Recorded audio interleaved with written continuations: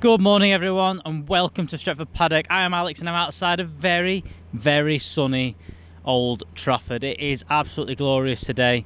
Meant to be like 27 degrees at some point today, and I'm here in a lovely long sleeve Donny Van De Beek top, who gave a pretty big interview yesterday with that lad that sits in his office around the corner from me, Stephen Howson. Anyway, we'll get onto that in a little bit later. We've got all sorts to talk about. We've got stuff around COVID, around the young boys game, the Newcastle game, all that good stuff, as well as a bit of transfer news.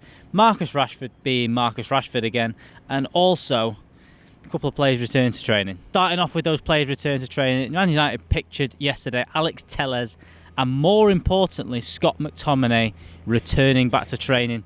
Now, most of these pictures are the people that didn't travel on international breaks, so Cavani was included, Fred included, but the sight of Alex Telles is always a good sign. I think one of the reasons behind that is we might play a back three, I think, a few more times this year. With the better options at centre-half, you may see Manchester United playing the back three. Alex Telles may be suited to be more of a wing-back. He may feature a bit more.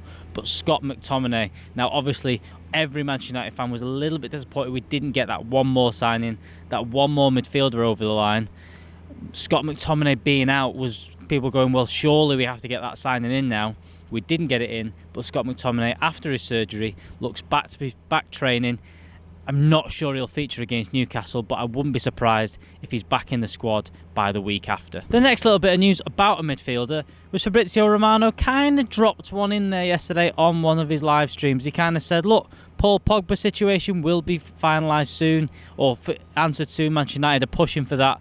But the one name he said to keep an eye out for is Youri Tielemans. Now, the Youri Tielemans saga, I remember when I first started working with Stretford Paddock, started being the original Stretford Paddock, Youri Tielemans was one of the big names that kept spinning around. This was before we'd actually signed Harry Maguire.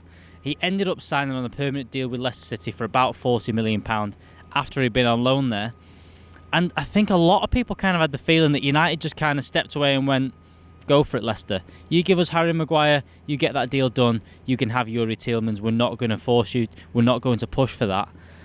Maybe with the eye of him getting him later on down the line.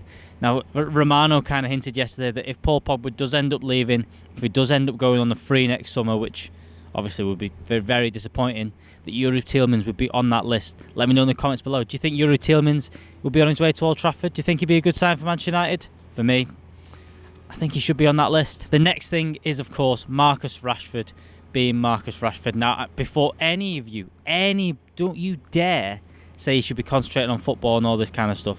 He's being, again, an absolute role model, taking his time, taking his platform to bring the attention of children that are struggling and that aren't getting fed during all these things. He mentioned yesterday on his Twitter feed, and also pushing again, that even though the COVID restrictions have been lifted, put a couple of tweets here, that there are still loads and loads of families that are still struggling. Marcus Rashford says, the entire nation got behind the national team in the summer, so let's put these figures in football terms. You can fill 27 Wembley stadiums with the 2.5 million children that are struggling to know where their next meal might be coming from today. Relaxing COVID-19 restrictions has not and is not taking the pressure off low-income families, and yet they are met with endless deadlines, the end of furlough, the start of the benefit cut.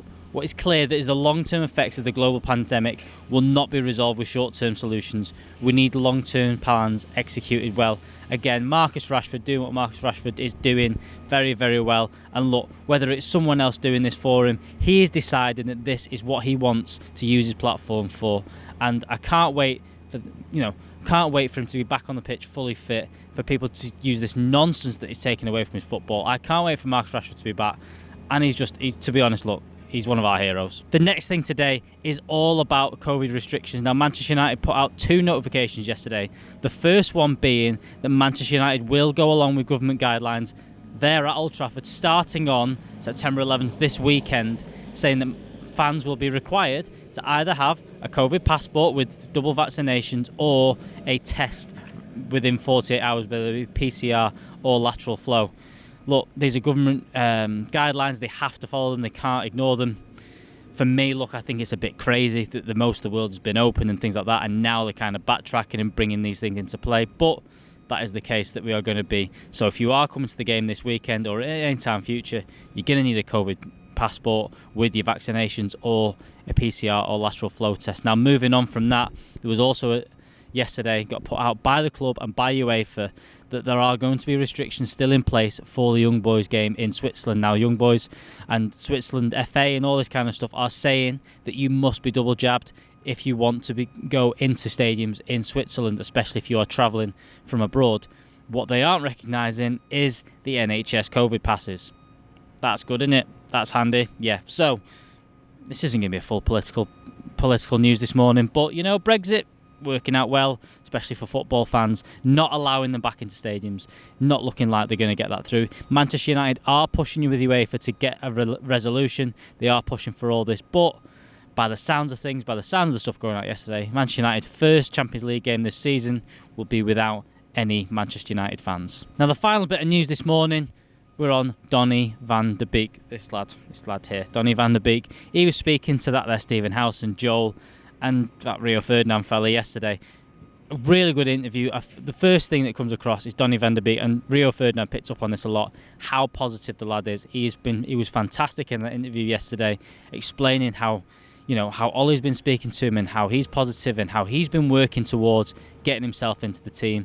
He mentioned things like Ollie says he's a new player this year, it's a different Donny. He's just stronger, he's more adapted. He looks like he's fit enough to play in the Premier League now. The other couple of things to pick up upon was talking about what position he wants to play. This is the one thing that people have kind of been saying about Donny Van De Beek. Can he play in that number 6 role? Can he play in that number 8 role? Or is he a number 10? Is he Bruno's backup? Is he Pogba's backup? McTominay's back? Whose backup is he? What position should he be playing?